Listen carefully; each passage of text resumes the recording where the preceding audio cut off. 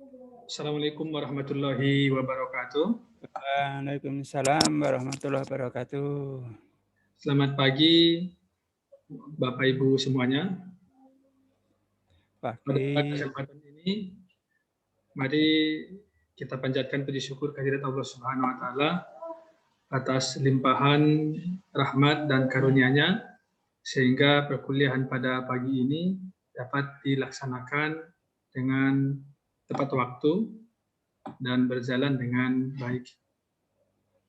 Yang sama-sama kita hormati Prof. Dr. Muhyadi selaku pengampu mata kuliah perbandingan manajemen pendidikan yang memberi kesempatan kepada kami untuk menyampaikan paparan materi presentasi hari ini dengan judul Perbandingan Manajemen Pendidikan Negara Jepang dan Negara Korea Selatan. Adapun tesis yang kami ajukan dari presentasi ini adalah apakah konsep manajemen dari dua negara tersebut yang dapat direkomendasikan kepada Indonesia. Bapak Ibu yang kami hormati, izinkan kami menyampaikan ruang lingkup pembahasan dalam presentasi ini. Yang pertama adalah membahas sepintas tentang rasional. Sini akan dibahas tentang what is Indonesia education oriented. Dan yang kedua di sini adalah what is the obstacles to achieve the education goals in Indonesia. Dan yang kedua adalah seperti apakah praktik manajemen di negara Jepang dan Korea Selatan. Dan yang terakhir adalah apakah ada positive point yang bisa diadopsi or that can be recommended to apply for Indonesia better. Bapak Ibu yang terhormat, berbicara tentang rasional bahwa berdasarkan data-data empirik yang ditunjukkan, pendidikan di Indonesia belum sepenuhnya mampu mencapai apa yang menjadi target standar nasional pendidikan itu sendiri. Hal ini dilatar belakangi berbagai faktor, seperti yang telah dijelaskan oleh Prof. Muhyadi kemarin, termasuk permasalahan di bidang relevansi pendidikan, akses pendidikan, mutu dan kualitas pendidikan. Secara aktual, permasalahan pendidikan di Indonesia adalah kualitas tenaga pengajar dan juga kurikulum. Berdasarkan data di peta Jalan Pendidikan Indonesia bahwa kualitas kurikulum Indonesia berdasarkan hasil UKG, di mana secara nasional nilai rata-rata guru adalah 5,7. Jadi hal ini adalah masih sangat jauh dari apa yang diharapkan. Dan juga dijelaskan bahwa kurikulum begitu sukar untuk didefinisikan oleh para guru dalam hal praktiknya. Untuk itu perlu kiranya mencari tahu apa rekomendasi-rekomendasi solusi yang dapat digambarkan atau yang dapat diberikan untuk permasalahan tersebut, khususnya di bidang manajemen. Berikut juga pelaksanaan manajemen pendidikan Indonesia berdasarkan data bahwa belum juga berjalan sepenuhnya. Seperti efisiensi penggunaan dana pendidikan Indonesia 40-50% dana pendidikan Indonesia tidak digunakan sesuai dengan aturannya. Untuk itu perlu praktik manajemen yang baik sehingga proses penyelenggaraan pendidikan di Indonesia berjalan dengan baik. Alasan di atas yang kami jelaskan adalah fondasi utama untuk mempelajari seperti apakah praktik manajemen di negara Jepang dan Korea Selatan. Dan nanti akan diambil sintesisnya apakah praktik manajemen dari dua negara tersebut yang dapat diambil, dipelajari atau diterapkan di Indonesia, di mana praktik tersebut tidak berseberangan dengan ajas-ajas nilai yang menjadi landasan penyelenggaraan pendidikan di Indonesia. Bapak Ibu yang terhormat, yang pertama kami akan menyajikan manajemen pendidikan di negara Jepang.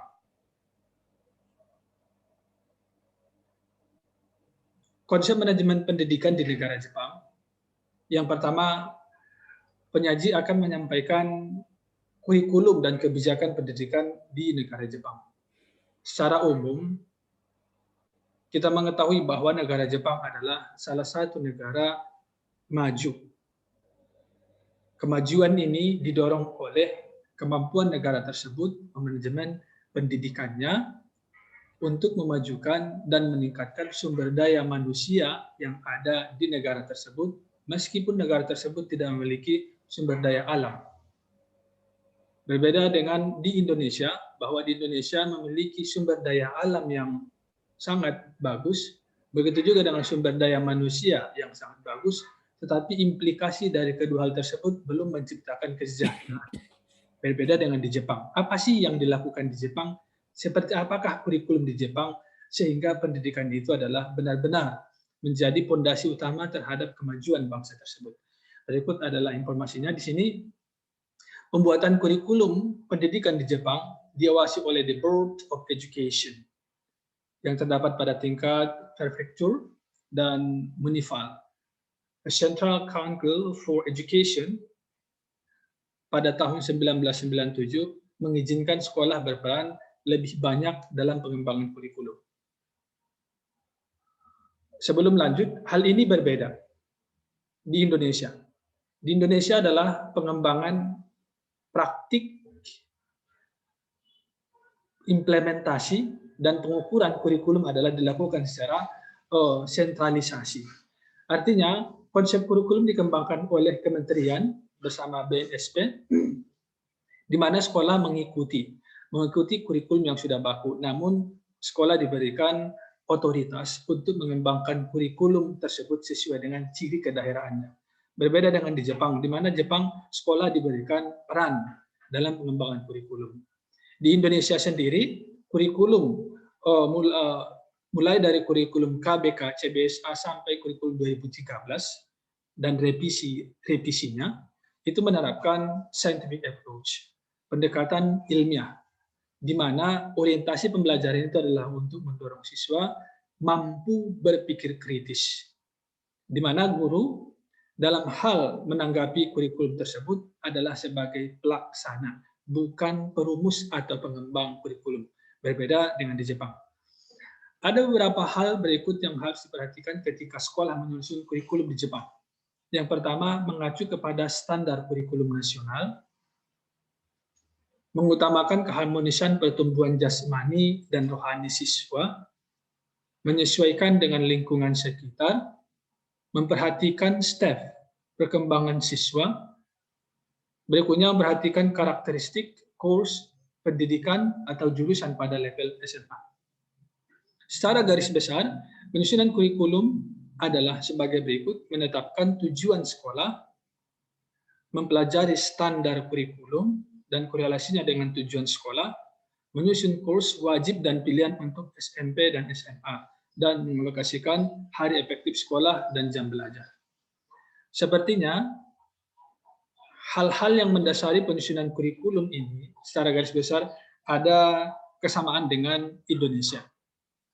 Begitu juga dengan penyusunan kurikulum Indonesia harus mengacu kepada standar kurikulum nasional yang ditetapkan oleh BNSP.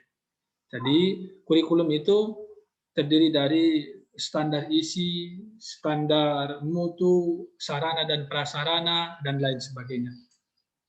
Mengutamakan keharmonisan pertumbuhan jasmani dan rohani siswa. Di Indonesia juga itu adalah berprioritas pada pengembangan 3 aspek, yaitu adalah aspek pengetahuan, keterampilan, dan sikap.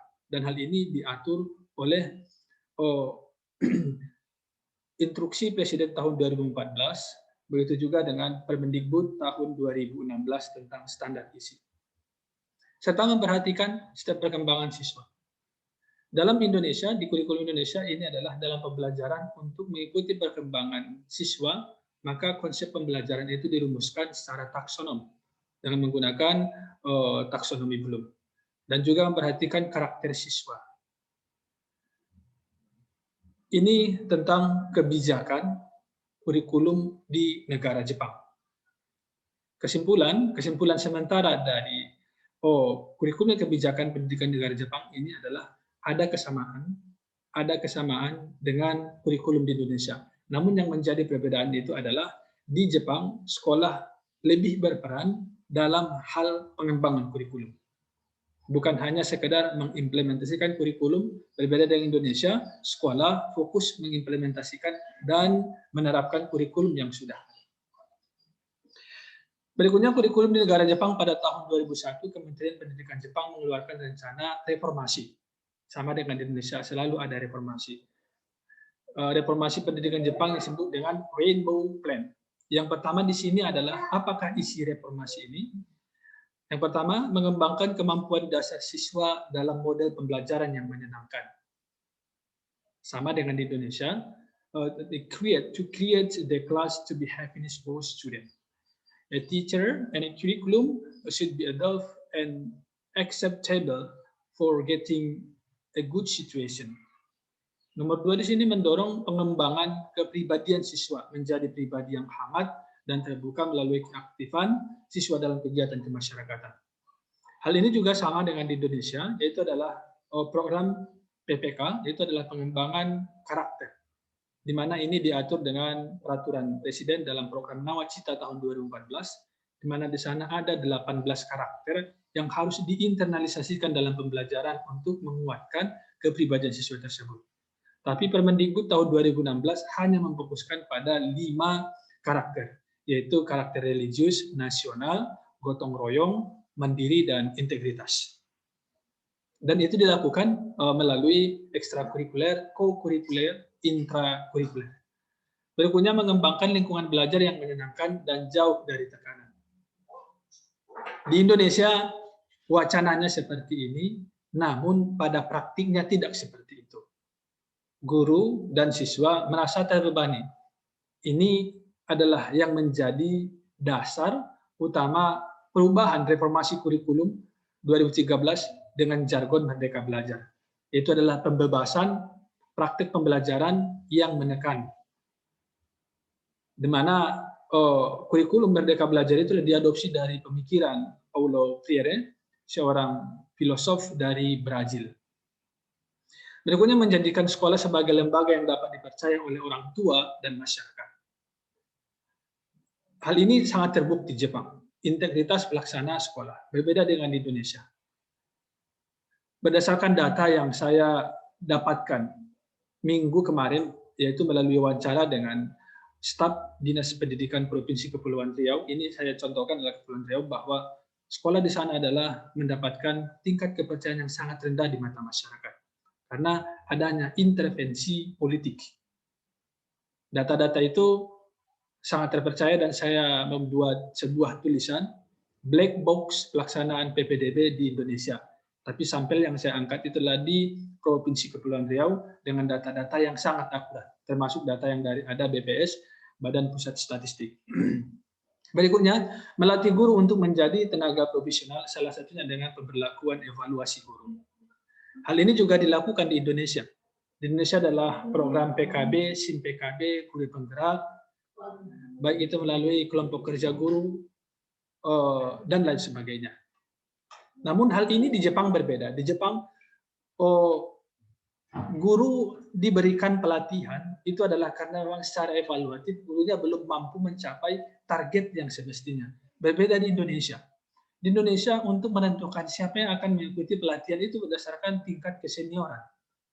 Contohnya kalau di sekolah negeri ini lebih dominan ditugaskan guru PNS. Berbeda sekali logika pemberian pelatihan guru di Indonesia dengan guru di Jepang. Di Indonesia, kalau guru mengikuti pelatihan itu sebuah kehormatan. Sedangkan di Jepang itulah sebuah aib. Artinya bahwa guru tersebut adalah belum mampu melaksanakan tugasnya. Karena Jepang itulah setiap tahun diadakan uji kompetensi.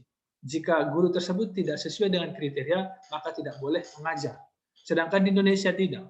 Kenapa? Hal ini karena data di Indonesia 1,1 juta guru kekurangan. Ada aja guru sudah syukur. Berikutnya adalah pengembangan universitas bertaraf internasional.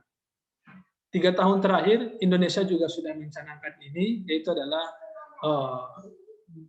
World Class University, program World Class University, termasuk salah satunya adalah Universitas Negeri Yogyakarta.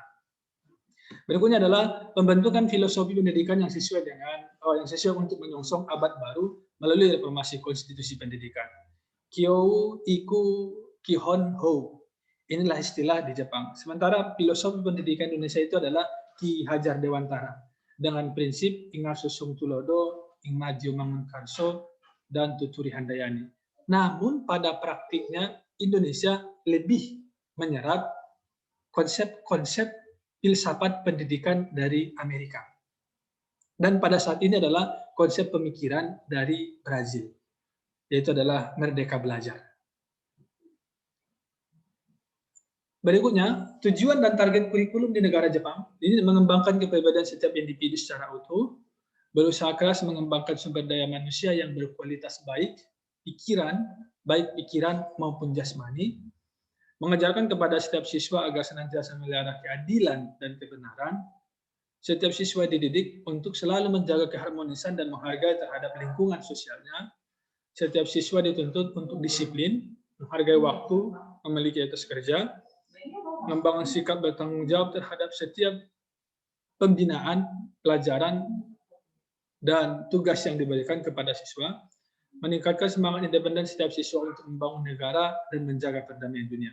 Hal ini tidak jauh berbeda dengan di Indonesia. Yang menjadi perbedaannya ini adalah bagaimana mengaplikasikan dan mencapai serta pengendalian target kurikulum tersebut.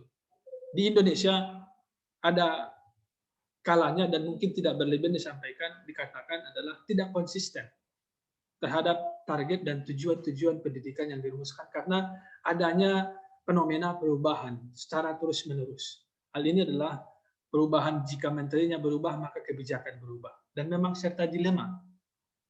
Dan saya melihat bahwa hal ini adalah tidak bagus jika ditinjau dari TQM, Total Quality of Management, di mana di situ tidak ada sebuah ketuntasan dalam sebuah kebijakan. Namun hal ini berbeda di Jepang. Berikutnya, struktur pendidikan di negara Jepang sama dengan Indonesia. Pendidikan terdiri dengan sistem 6-3-3-4, terdiri dari 6 tahun sekolah dasar, Shogako, SD di Indonesia, kalau dalam bahasa Inggris elementary school. Berikutnya 3 tahun sekolah menengah pertama, Chugako, atau di sini adalah junior high school dalam bahasa Inggrisnya. Dan nomor 3 adalah 3 tahun sekolah menengah atas, Koutogako, dalam bahasa Inggrisnya adalah senior high school, dan 4 tahun atau lebih untuk perguruan tinggi, Daigaku, atau di sini adalah university. Berikutnya, sistem penilaian di negara Jepang. Tahun ajaran baru sekolah-sekolah Jepang itu dimulai pada bulan April dan diakhiri pada bulan Maret tahun depannya. Sistem ini berlaku sama mulai TK hingga perguruan tinggi. Berbeda dengan Indonesia yang mengenal sistem 2 semester. Sekolah-sekolah di Jepang masih menggunakan sistem catur bulan atau 3 terms in academic year, atau CAW 1 April sampai Juli, CAW 2 September sampai Desember, CAW 3 dari bulan Januari hingga Maret.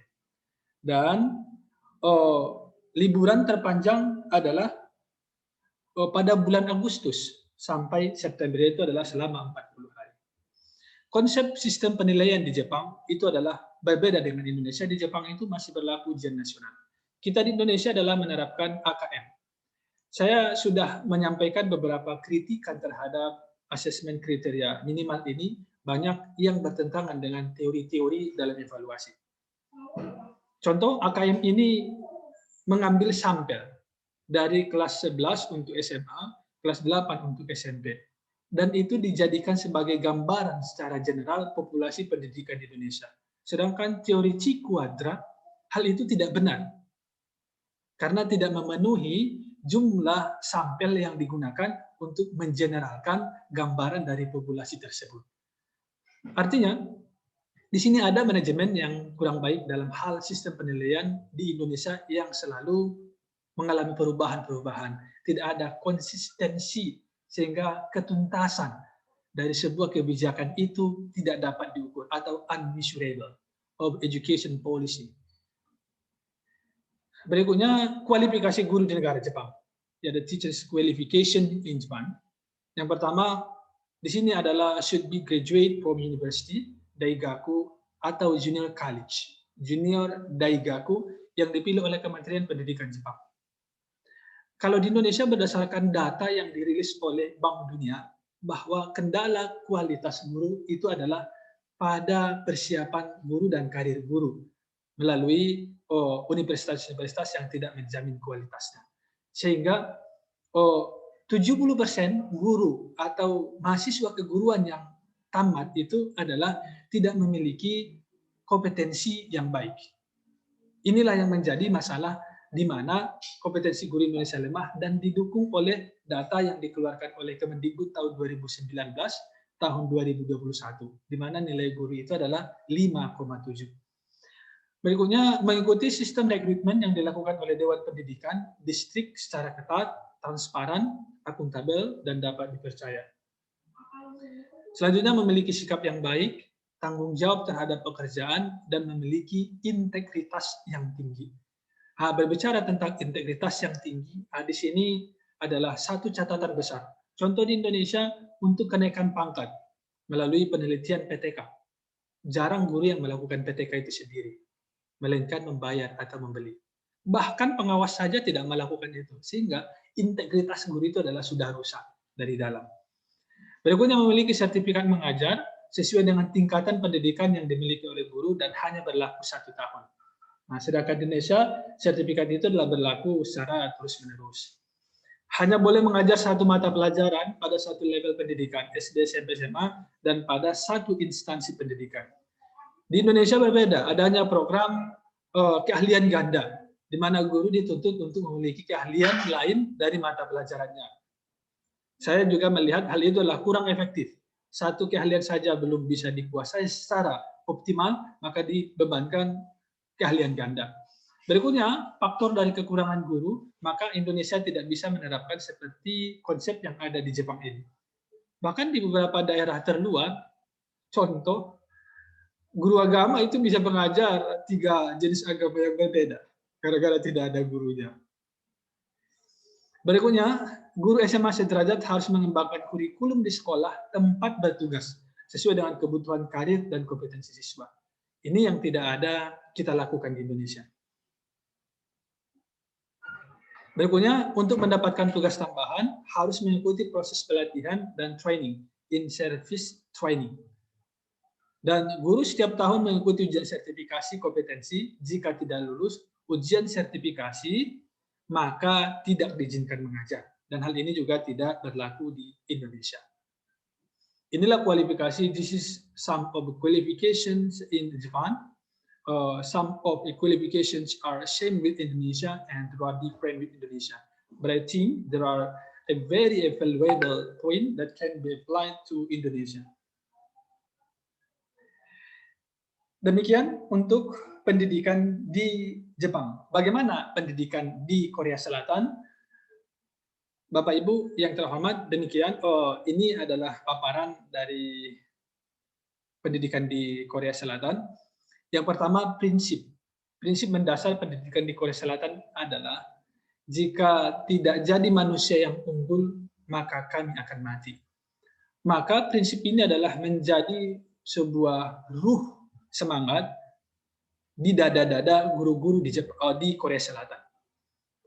Sehingga Korea Selatan mampu memajukan negaranya melalui pendidikan di dalam tekanan negara-negara yang menekan mereka seperti Jepang, Korea Utara, Amerika, dan lain sebagainya. Namun, melalui sistem pendidikan yang diterapkan, dengan prinsip pendidikan yang diterapkan di Korea Selatan, negara ini menjadi negara yang kuat, atau tergolong negara disiplin dan terstruktur, menjadi hal utama bagi mereka, di mana ini paham ini dianut melalui Konfusianisme yang sudah tertanam sejak lama dalam hati masyarakat Korea. Sebenarnya kita juga memiliki prinsip pendidikan yang tidak kalah hebatnya dengan Korea. Bahkan negara-negara Jerman, Amerika, Australia mengadopsi prinsip pendidikan Ki Hajar Dewantara.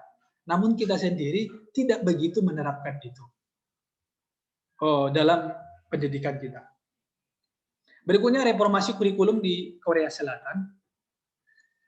Reformasi kurikulum pendidikan di Korea dilaksanakan sejak tahun 1970-an dengan mengkoordinasikan pembelajaran teknik dalam kelas dan pemanfaatan teknologi. Adapun yang dikerjakan oleh guru meliputi 5 langkah. Perencanaan pengajaran, diagnosis murid, membimbing siswa belajar dengan berbagai program, tes dan menilai hasil belajar. Di sekolah tingkat menengah tidak diadakan saringan masuk. Hal ini dikarenakan adanya kebijakan equal accessibility, atau itu adalah kesamaan hak terhadap akses untuk bersekolah ke sekolah menengah di daerahnya. Jadi melihat informasi ini tentu perlu kita compare dengan Indonesia. What is different and what is the same or similarity Indonesia and South Korea? Pertama, perencanaan pengajaran. Benar, di Indonesia itu adalah melalui RPP. Sekarang itu adalah RPP 1 lembar yang meliputi tujuan, teknik pengajaran, dan pengukuran hasil pembelajaran. Dan diagnosis murid. Diagnosis murid itu dulu tidak dilakukan, baru tahun ini dilakukan, itu adalah melalui program AKM yang seperti yang kami jelaskan tadi. Membimbing siswa belajar dengan berbagai program, ini melalui ekstrakurikuler, co-kurikuler, dan intrakurikuler yang diterapkan di sekolah. Namun sampai saat ini pelaksanaan bimbingan belajar ini di Indonesia tidak menentukan keberhasilan atau patokan benchmark siswa tersebut, sehingga pelaksanaan bimbingan program belajar ini tidak mendapatkan perhatian yang sangat serius di kalangan siswa. Padahal kita mengetahui bahwa banyak penelitian yang menunjukkan bahwa pengaruh dari ekstrakurikuler itu terhadap peningkatan aktualisasi karakter siswa itu sangat baik. Namun karena tidak ada penekanan, tidak ada patokan benchmark yang harus diukur dalam pelaksanaan ekstrakurikuler di Indonesia, sehingga itu terabaikan. Artinya, if you like, do. But if you like, don't do. Itu istilahnya. Berikutnya adalah tes dan menilai hasil belajar. Di Indonesia juga dilakukan, meskipun itu berubah-ubah, tidak memiliki nilai konsistensi yang tinggi. Dulu ada ujian nasional, sekarang tidak ada, tidak ada. Karena pemerintah tidak begitu yakin dengan programnya sehingga terobsesi dengan isu-isu viral dari masyarakat. Berikutnya, di tingkat sekolah menengah tidak diadakan saringan masuk. Di Indonesia ini diadakan untuk masuk ke SMA harus melalui tes. Berikutnya, jenjang pendidikan di Korea Selatan. Yang pertama adalah Taman Kanak-kanak atau TK. TK bukan program formal, namun merupakan lembaga swasta yang mengajarkan para murid bahasa Korea dan bahasa Inggris. Nah, hal ini agak berbeda dengan di Indonesia. Di Indonesia, Taman Kanak-kanak itu adalah fasilitasi untuk bermain. Berikutnya adalah sekolah dasar. Saya kurang ahli dalam bahasa Korea sehingga tidak bisa mengucapkan dengan benar. Mohon maaf, Prof. Cho Deung Ha Gyo. Pendidikan sekolah dasar selama 6 tahun dengan grade 1 sampai 6 dengan rentan usia 7 sampai 13 tahun, sama dengan Indonesia. Sekolah menengah pertama, pendidikan sekolah menengah tingkat pertama ini ditempuh selama 3 tahun juga dengan kelas 7 sampai 9, rentan usia 12 atau 13 tahun sampai tamat. Jenjang ini ditempuh sekolah tinggi, sekolah menengah atas, itu ditempuh selama 3 tahun dengan grade 10 sampai 12 dengan rentan usia 15 sampai 16 tahun. Sedangkan pendidikan tinggi, di sana SMA itu dikatakan sekolah tinggi. Di Indonesia sekolah tinggi dipahami itu sebagai lembaga sejenis universitas, tapi namanya masih sekolah tinggi, belum universitas. Jenjang ini pada kelas 13 sampai 16 untuk tingkatan universitas S1 atau Academic Junior College, dan dilanjutkan program pasca sarjana S2 dan S3. Proses pembelajaran atau semester di Korea, semester 1 pada awal Maret, pertengahan sampai Juli, liburan musim panas pada pertengahan Juli sampai akhir Agustus. Semester 2 pada akhir Agustus sampai pertengahan Februari, dan ujian semester 2 dan kelulusan pada awal Februari sampai pertengahan Februari, ini 1 minggu. Liburan pendek pada pertengahan Februari sampai awal Maret. Ini adalah proses pembelajaran per semester di negara Korea Selatan. Berikutnya kriteria guru. Kriteria guru di Korea Selatan ini harus lulusan universitas atau setara dengan S1. Guru mengikuti ujian sertifikasi yang diadakan pemerintah. Setelah lulus ujian, mengikuti magang, atau itu istilahnya adalah on-job training. Jadi di sini kriteria guru di sana itu manajemen sumber daya manusianya adalah lebih dekat pada company management system. Mengikuti magang selama 4 tahun. Bersedia mengikuti rotasi tempat tugas sekali dalam 5 tahun. Memiliki sikap yang baik, tanggung jawab, dan berintegritas tinggi. Menjadi dosen minimal berpendidikan S2 sebagai junior lecturer dan S3 untuk senior lecturer. Ada beberapa perbedaan dengan Indonesia. Di sini mengikuti magang selama 4 tahun. Di Indonesia tidak ada hal ini. Adapun magang ke perusahaan-perusahaan itu paling sebulan, 2 minggu, tidak lebih dari 3 bulan. Berikutnya jarang diadakan on-job training di Indonesia karena memang tadi permasalahannya adalah kuantitas guru yang masih sangat kekurangan, berbeda dengan di Jepang. Berikutnya sistem penilaian di Korea Selatan menghapus ujian masuk sekolah menengah pertama dan menengah atas. Di Indonesia untuk menengah pertama tidak ada, tapi untuk menengah atas tetap ada.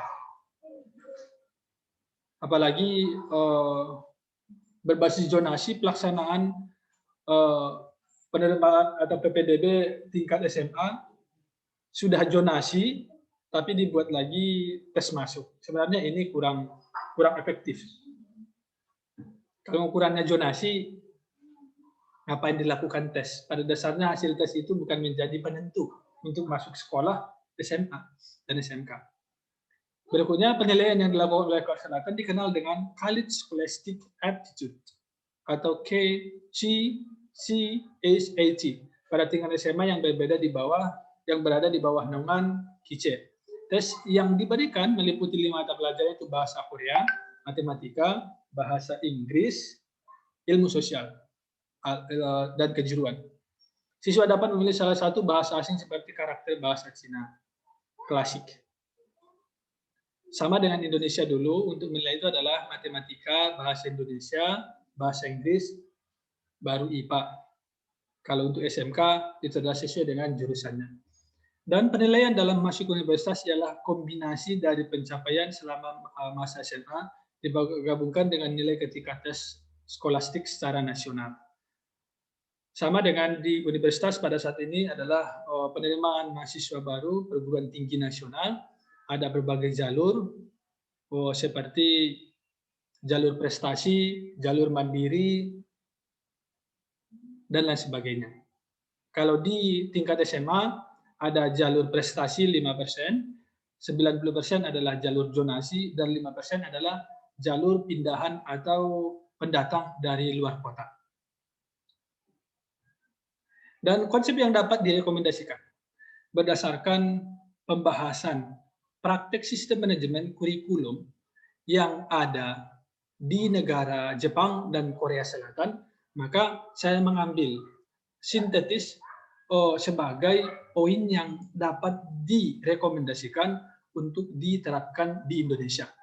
Hal ini adalah dilakukan untuk memberikan pandangan-pandangan atau memberikan tawaran-tawaran rekomendatif terhadap perbaikan-perbaikan sistem manajemen yang masih belum terselesaikan yang ada di Indonesia.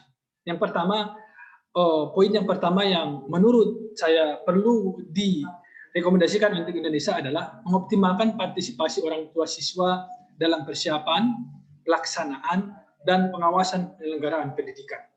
Hal ini sangat dilakukan di Jepang.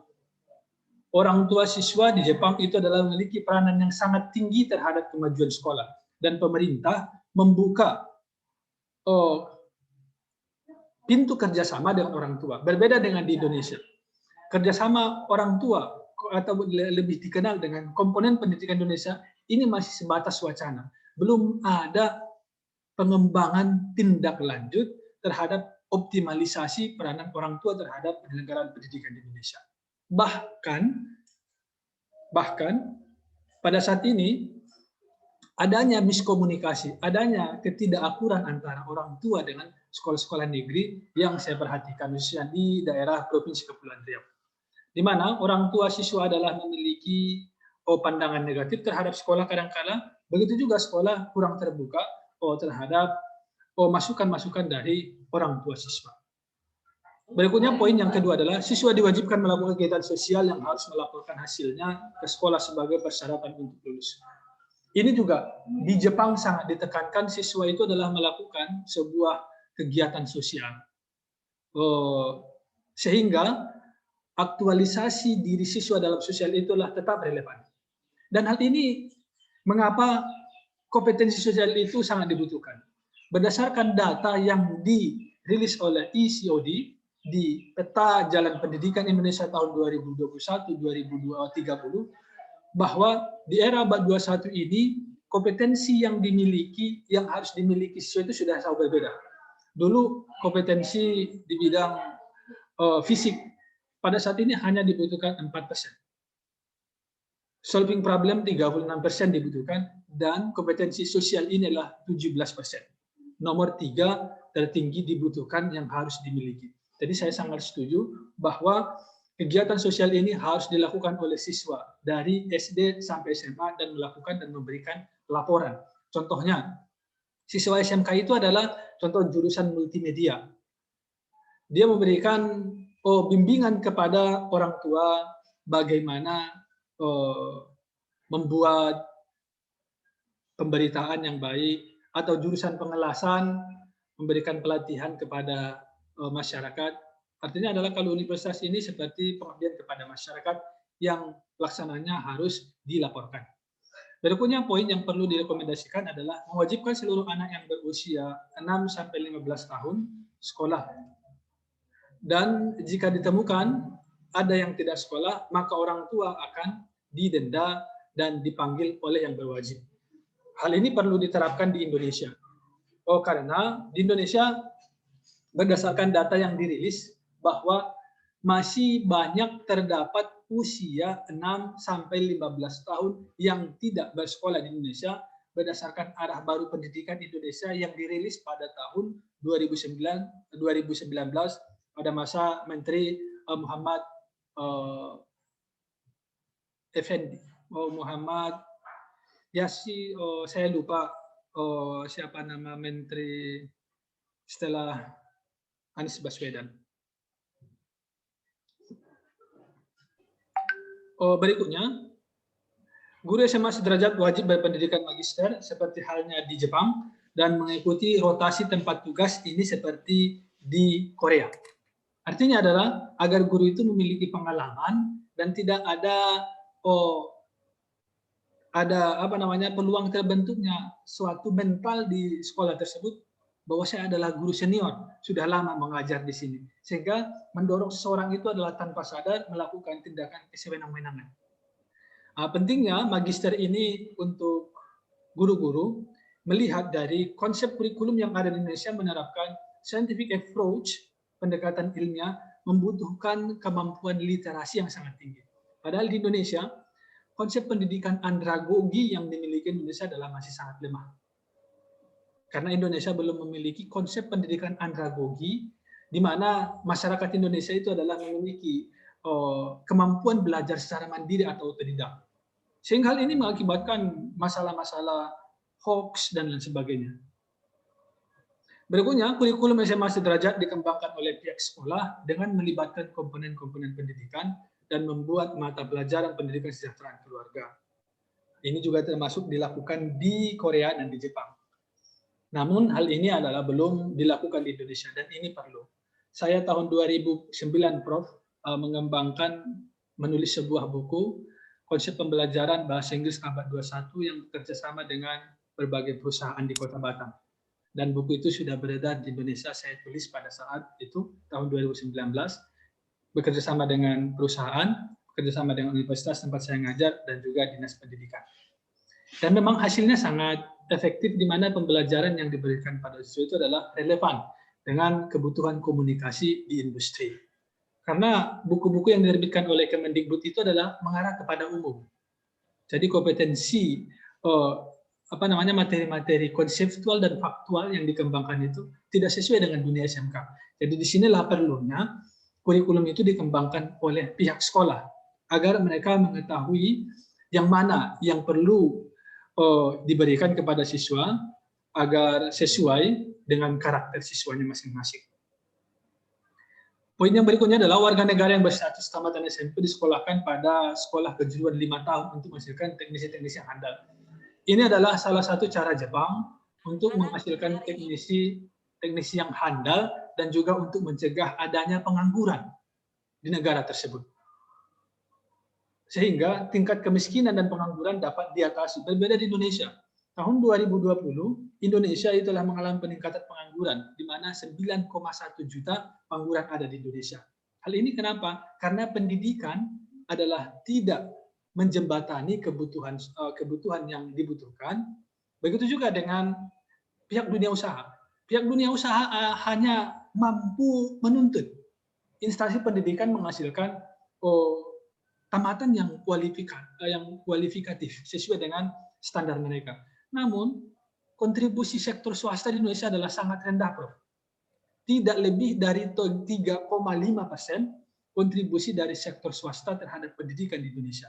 Hal ini berbeda di negara Australia, berbeda di negara Amerika, di mana kontribusi swasta itu adalah sangat tinggi terhadap negaranya. Namun di Indonesia tidak demikian. Maka ini perlu kerjasama antara pemerintah dan dunia usaha untuk menghasilkan teknisi-teknisi yang handal.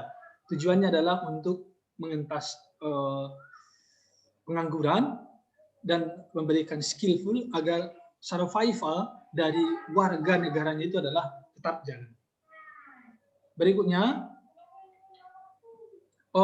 tingkat SD tidak mengenal tinggal kelas. Semua naik kelas dan tidak mengelompokkan siswa atas kepandaian dalam satu kelas. Hal ini masih terjadi di Indonesia. Klasifikasi siswa berdasarkan kemampuan, sehingga ini mengakibatkan gangguan mental kadang-kadang kepada siswa, karena kadang-kadang dicap. Ada juga siswa yang offline, ada kapilah siswa yang online. Jadi ini sangat menyakiti hati siswa itu sendiri. Oh, itu kelas offline, makanya di kelas C dan lain sebagainya. Semestinya image ini perlu dihapus. Aksioma konsep berpikir klasik ini perlu dihapus dari Indonesia agar siswa itu adalah memiliki tampil sebagai siswa yang percaya diri dengan dirinya sendiri. Jadi tidak dibebani dengan pengklasifikasian yang bisa merendahkannya dan mengganggu mental dan motivasi belajarnya. Berikutnya, guru-guru diseleksi dengan ketat dan mengikuti ujian sertifikasi setiap tahun. Jika tidak memenuhi kriteria, maka tidak diizinkan untuk mengajar. Tapi tentu Indonesia, ini bagus poin ini, tapi tentu Indonesia tidak mampu. Jika dilihat dari konsep realistik, probabilistiknya, dan time series-nya. Karena masalah kekurangan guru saja 1,1 juta sampai saat ini adalah belum terentaskan. Itulah makanya pemerintah melakukan program pengangkatan ASN skema P3K. Berikutnya, teman sejawat berhak memberikan sanksi kepada guru yang tidak melakukan pekerjaannya dengan profesional. Nah, hal ini benar-benar tidak ada di Indonesia dan memang ini perlu. Agar kenapa? Untuk meningkatkan efektivitas kinerja guru atau budaya organisasi guru dalam melakukan pekerjaan.